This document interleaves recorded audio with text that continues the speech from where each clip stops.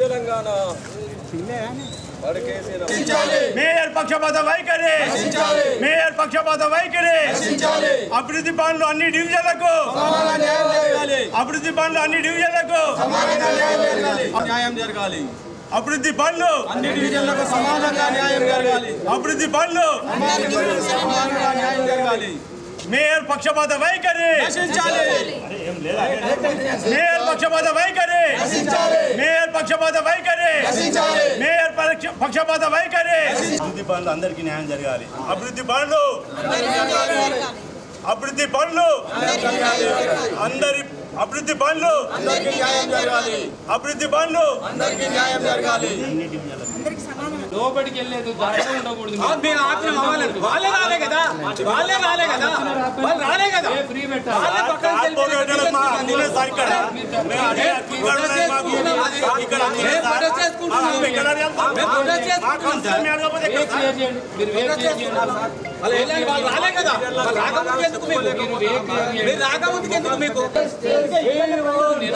కొంత సమయం ఉంటుంది. మాకేం పల్లెగా కూర్చున్నా సార్. మేయర్ పక్షపాత వైఖరి, మేయర్ పక్షపాత వైఖరి. వినండమ్మా, మొట్టమొదట గతంలో కంటే అసలు నెక్స్ట్ టైంకి వెళ్ళి 10 గంటలకే మీటింగ్ పెట్టాలని నేను మాట్లాడదామని చూస్తున్నాను. 1 గంట 2 గంటల వరకు పెట్టుకున్నా అందరికి 2 నిమిషాలు కొత్త కార్పొరేటర్లకు మాట్లాడిన ఆలోచన ఉంటుంది, మాట్లాడతారు. ఇప్పుడు 11:30 పెట్టిండ్రు. దీనిని ఎట్లా విధంగా పార్టీకి ఒకలా ఇద్దరు మాట్లాడే ఏర్పాటు చేద్దాం. మీ సమస్యలన్నీ చెప్పండి, దాని మీద ఏ విధంగా ఫండ్ తెద్దాం, ఏ విధంగా డెవలప్ చేద్దాం, ఏ విధంగా ఇదని చెప్తే మనకు రిజల్ట్ వస్తుంది తప్ప ఎంతసేపు ఇదే. మీరు ఇప్పుడు నేను మాట్లాడిన దానికి అందరికీ ఇవ్వాలంటున్నారు. ఏమి ఇచ్చారు? నలుగురికి 450 ఇచ్చారు. 5 కోట్లు పెట్టుకున్నా ఒక్కరు మాట్లాడలేము. మేము అట్టిస్తానంటే మేము అందరికీ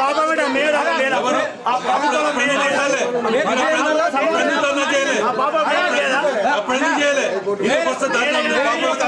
అల్లుంటే ఇది అవుతారా? మాది మేము కూర్చోండి.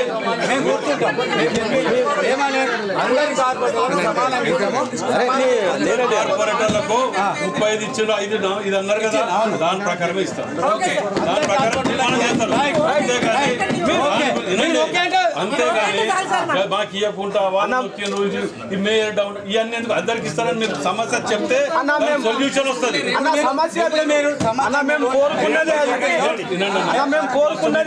చేసేది మీరు కూర్చోండి, వినండి, మీ సబ్జెక్ట్ ప్రాబ్లం ఏందో చెప్పండి, పరిష్కారం దొరుకుతుంది.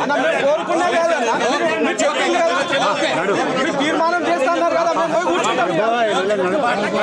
కోరుకున్నదే అదన్నా.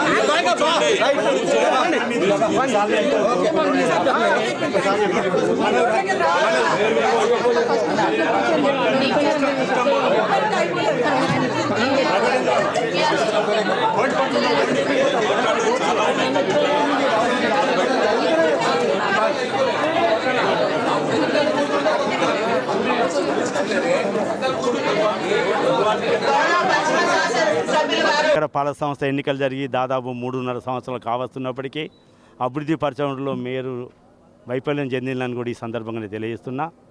జనరల్ బాడీ సమావేశంలో మాట్లాడతామంటే మైక్ కట్ చేయడం, ఎటువంటి మాట్లాడియకుండా ధనాధన చదువుకుంటా వెంబడే సమావేశం ముగిసిందని వెళ్ళిపోతుంది. ఎన్నిసార్లు ధర్నాలు, రాస్తారోకోళ్ళు, నిరసన దీక్షలు చేసిన ఫలితం లేదు. ఏ ప్రభుత్వమైనా ఏదైనా కూడా ఒక మేయర్ తండ్రి లాంటి వాడు. ఆ మేయరు అందరిని సమానంగా చూసుకోవాల్సిన బాధ్యత ఉంటుంది. కాంగ్రెస్ పార్టీ వాళ్ళకి 30 లక్షలు ఇచ్చి సాధారణ నిధులు 5 లక్షలు నామినేషన్ వరకు ఇవ్వడం, మాకు బీజేపీ వాళ్ళకు ఇవ్వకపోవడం చాలా దారుణం. మా డివిజన్లు అభివృద్ధి చెందాలంటే జనరల్ బాడీ నిధులతోటి వచ్చిన నిధులతోటే మాకు అభివృద్ధి చెందే అవకాశాలు ఉంటాయి. ఇలా రాష్ట్ర ప్రభుత్వం నుంచి కానీ కేంద్ర ప్రభుత్వం వచ్చినాయి, అది ఎమ్మెల్యేలు చూసుకుంటారు. మరి ఈ వైఖరి పక్షపాత వైఖరి వహిస్తుంది. మా బీఆర్ఎస్ పార్టీ గెలిచిన మేయరు ఇలా మమ్మల్ని పక్షభవనం విడిచిపెట్టి బదాల పడేసి వేరే పార్టీలో పోయి ఇలా అధికారం పీఠం కాపాడుకోవడానికి పోయి మా మీద పక్షపాతి వైఖరి చూడడం అన్యాయం అని కూడా ఈ సందర్భంగా తెలియజేస్తున్నా. ఇప్పటికైనా మీ వైఖరి మార్చుకొని అందరినీ సమానంగా చూడాలని కూడా ఈ సందర్భంగా తెలియజేస్తున్నా. అన్ని డివిజన్లు అభివృద్ధి చేయడమే ధ్యేయంగా మేయర్ మంచి పేరు తెచ్చుకోవాలని కూడా ఈ సందర్భంగా నేను తెలియదు. అంటే ఇది రెండోసారి కౌన్సిల్ మీటింగ్ కదా, మొదటిసారి తెలంగాణ ముద్రను మార్చాలని చెప్పేసి మీరు అంటే ప్రతిపక్ష పార్టీలు వచ్చి మాట్లాడింది. ఇప్పుడు అంటే దీనిలో బిల్లులకు సంబంధించినటువంటి మీకు వచ్చే నిధులకు సంబంధించి మాకు నిధుల విషయం ఒకటి, సప్లిమెంటరీ ఈ ఏజెంట్ల పంపడం అంటే కమిషన్లు దొబ్బడానికే వీళ్ళు, కానీ అభివృద్ధి విషయంలో ఏనాడు లేదు. ఇప్పటికి చరిత్ర ఉన్నది, ఇక్కడ చిట్టా బాగా ఉన్నది చేయాలంటే. ఈ అభివృద్ధి విషయంలో ఎవరైతే మంచి పేరు తెచ్చుకుంటారో వాళ్ళకే మంచి మనుగడ ఉంటుంది. ఇలా వాళ్ళ పార్టీలో ఉన్న వాళ్ళే వాళ్ళే అసహించుకుంటారు, దీన్ని ధైర్యంగా రావడం లేదు. అయినప్పటికీ మేము మా ప్రతిపక్ష పాత్ర ప్రజల గురించి మేము మాట్లాడుతాను. ఇవన్నీ ప్రజల పక్షాన ఉండి అభివృద్ధి కావాలని చేస్తాను. ఒకవేళ కాకుంటే వచ్చే సమావేశంలో మా ప్రణాళిక వేరే ఉంటుందని కూడా ఈ సందర్భంగా తెలియజేస్తాను.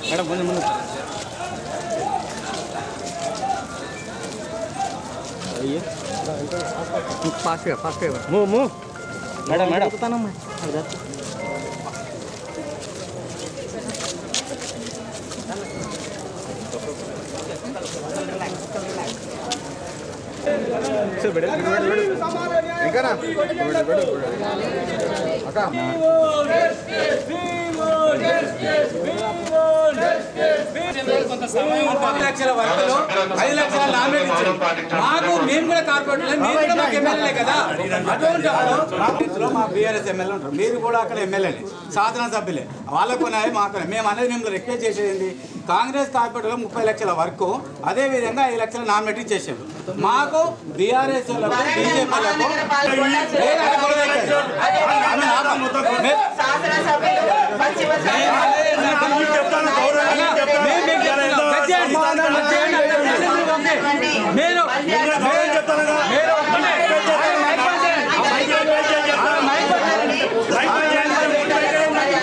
అవకాశం ఇస్తారు, మాట్లాడటానికి ఇది ఉంటుంది. ఇదే విధంగా గొడవ చేసుకుంటా పోతే ఇలాగనే కొనసాగుతుంది. దీనికి క్రీమ్ బయటికి రాదు. ఎవరి దారిలో తిన్నామా వచ్చినామా పోయినామా ఉంటుంది. గతంలో చేసిన దానికి ఇలా మీరు కొత్తగా మాట్లాడిన దానికి పొంతన లేదు. మీరు వినండి మొత్తం వినండి, మొత్తం చెప్పేది నక్క చెప్పు. 5 కోట్లు పెట్టుకొని 50 లక్షలు ఇచ్చినా ఒక్కొక్కరు మాట్లాడకుండా కూర్చున్నాం. ఇవాళ మేము అట్లా అనట్లే, అందరికి ఇవ్వడానికి సిద్ధంగా ఉన్నాం. మీరు కూర్చొని ఓకే వినండి, మీ సమస్య ఏందో అర్థమయ్యేటట్టు చెప్పండి. మీరు లొల్లిపెట్టా మేము లొల్లిపెట్టా పెట్టుకుంటే సమస్య మాట్లాడతారు. గతంలో కంటే అసలు నెక్స్ట్ టైంకి వెళ్ళి 10 గంటలకే మీటింగ్ పెట్టాలని నేను మాట్లాడదామని చూస్తున్నాను. 1 గంట 2 గంటల వరకు పెట్టుకున్నా అందరికి 2 నిమిషాలు కొత్త కార్పొరేటర్లకు మాట్లాడిన ఆలోచన ఉంటుంది, మాట్లాడతారు. ఇప్పుడు 11:30 పెట్టిండ్రు. దీనిని ఎట్లా విధంగా పార్టీకి ఒకలా ఇద్దరు మాట్లాడే ఏర్పాటు చేద్దాం. మీ సమస్యలన్నీ చెప్పండి, దాని మీద ఏ విధంగా ఫండ్ తెద్దాం, ఏ విధంగా డెవలప్ చేద్దాం, ఏ విధంగా ఇదని చెప్తే మనకు రిజల్ట్ వస్తుంది తప్ప ఎంతసేపు ఇదే. మీరు ఇప్పుడు నేను మాట్లాడిన దానికి అందరికి ఇవ్వాలంటున్నారు. ఏమి ఇచ్చారు? నలుగురికి 50 ఇచ్చారు. 5 కోట్లు పెట్టుకున్నా ఒక్కరు మాట్లాడలేము. మేము అట్టిస్తానంటే మేము అందరికి దాన్ని ఇప్పుడు ఈ పేరుతో పోవద్దు. ఇవాళ ఇక్కడ మనం కూర్చున్నామంటే గతంలో చేసిన ఎన్ని పాపాలు నాకు మేము మాట్లాడలే. మీరు అట్లా మాట్లాడద్దు. అది మీరు ఈ పాపం అంతా వల్లి 10 ఏళ్ళ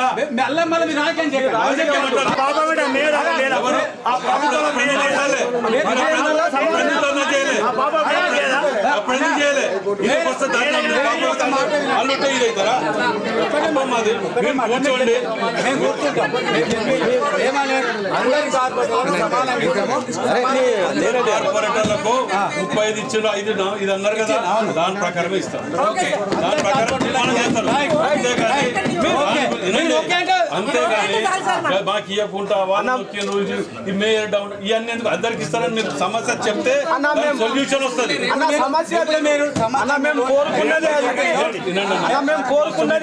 చేసేది మీరు కూర్చోండి, వినండి, మీ సబ్జెక్ట్ ప్రాబ్లం ఏందో చెప్పండి, పరిష్కారం దొరుకుతుంది. తీర్మానం చేస్తున్నారు కదా,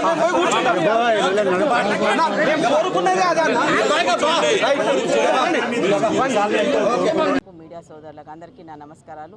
ఈరోజు సమావేశంలో ప్రధాన ఎజెండా ఏదైతుందో 15th ఫైనాన్స్ గ్రాంట్స్ ఉన్నాయి. ఆ గ్రాంట్స్ టైడ్ అన్టైడ్ గ్రాంట్స్, వాటిని కావాల్సినటువంటి పారిశుద్ధ కోసం ఏర్పాటు చేసినటువంటి పరికరాల కోసం, అదేవిధంగా స్టామ్ వాటర్ డ్రైన్స్ ఎక్కడైతే అన్ని నియోజకవర్గాల్లో అవసరం ఉన్నాయో వాటిని మేము ప్రతిపాదించడం తీర్మానాలు చేసుకోవడం జరిగింది.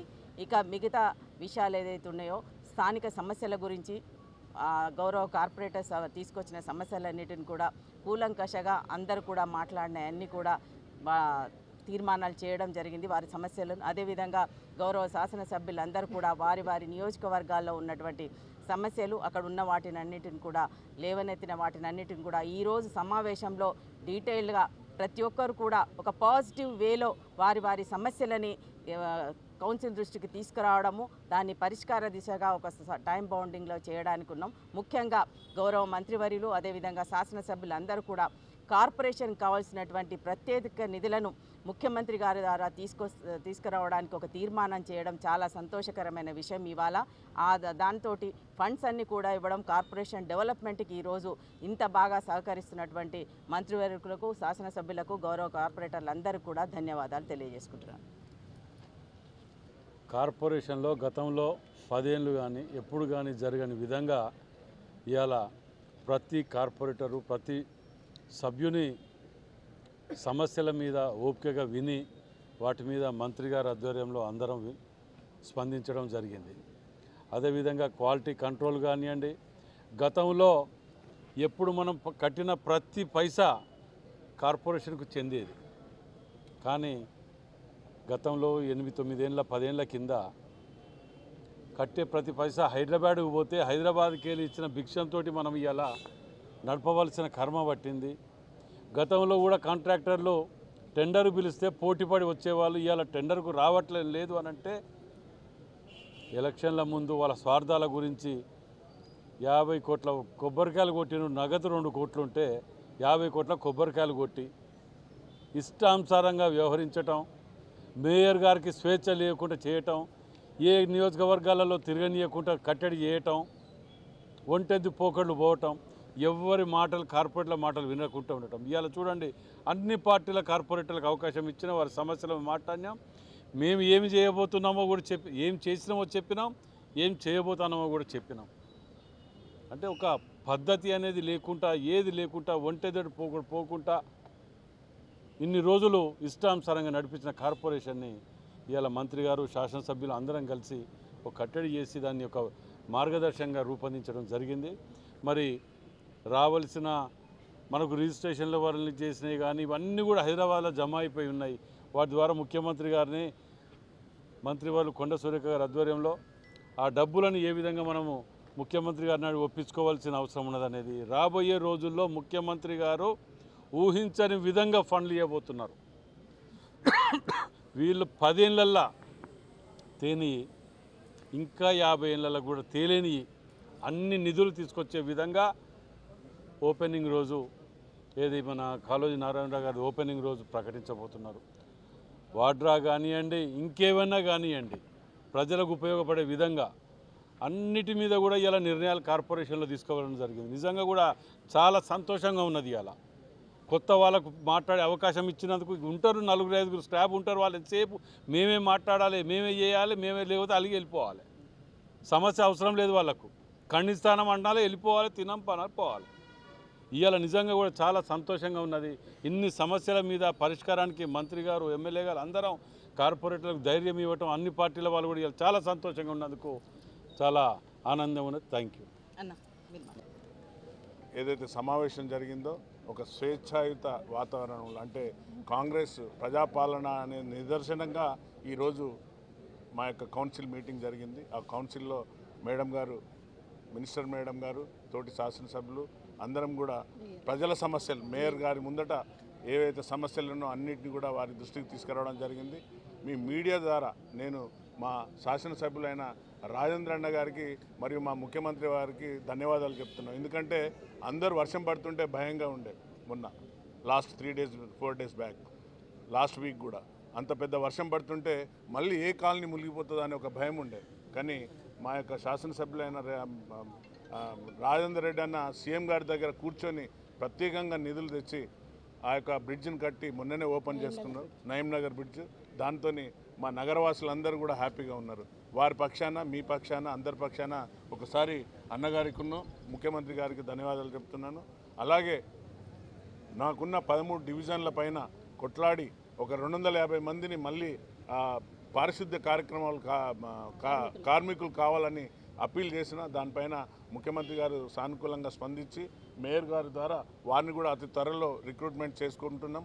ఈ యొక్క నగర ప్రజలను ఎలాగైతే అక్కగారు దగ్గరుండి వారి సమస్యలను ఈరోజు క్షుణ్ణంగా అంటే వారికి కూడా స్వేచ్ఛనిచ్చినాం. మీడియాను కూడా గొంతు నొక్కిన సమయం చూసినాం. మేము గత ప్రభుత్వం మీడియా గొంతును కూడా నొక్కింది.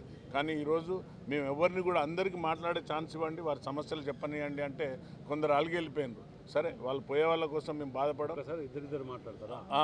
ఇద్దరిద్దరు అరవడం చేయడం చేసిండ్రు. కానీ ఆయన కూడా మినిస్టర్ మేడం గారు ఉండి సమస్యలు చెప్పండి, అధికారులను ఖచ్చితంగా ఎవరైతే అధికారులు పనిచేయరో వారిపైన చర్యలు తీసుకుంటామని కూడా హెచ్చరించడం జరిగింది.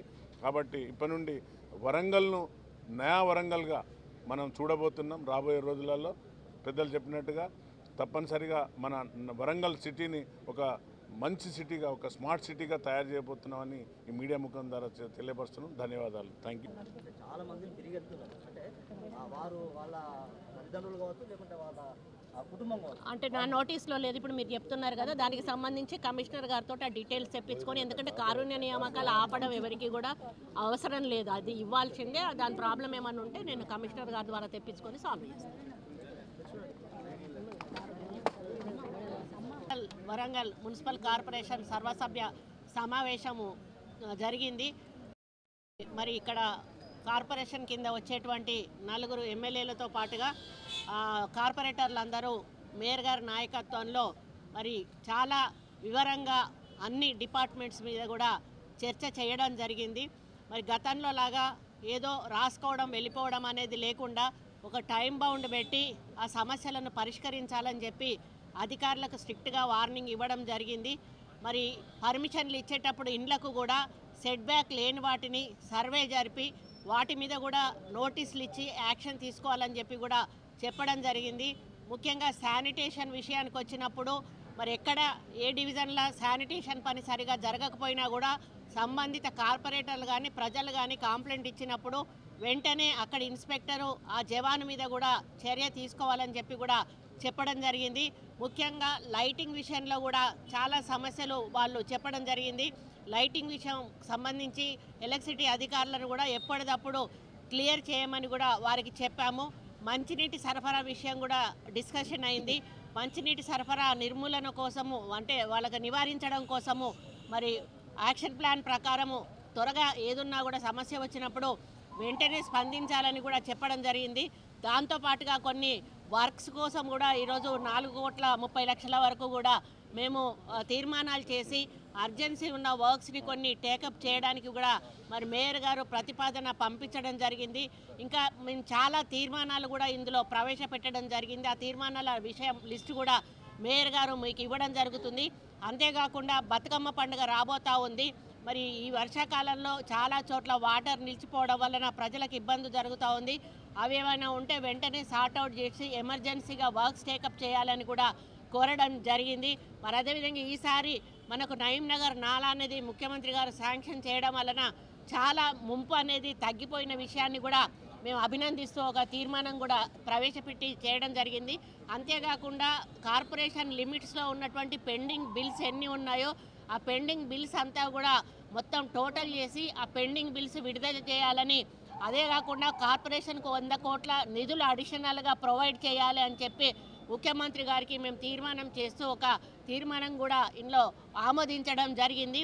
మరి ఈ విధంగా ప్రతి ఒక్క అంశం మీద కూడా ఇప్పుడు బతుకమ్మ పండుగ సందర్భంగా అన్ని ఏరియాల్లో కూడా ఇప్పటి నుంచే చదును చేయడం కానీ, అక్కడ వచ్చేటువంటి మహిళలకు సౌకర్యాలు కల్పించడమే కానీ, అదేవిధంగా దసరా ఉత్సవాలు జరిపే చోట కూడా అన్ని కార్యక్రమాలు లైటింగ్ విషయం కానీ డిలే కాకుండా తీసుకోవాల్సిన బాధ్యత కూడా మేము అప్పచెప్పడం జరిగింది.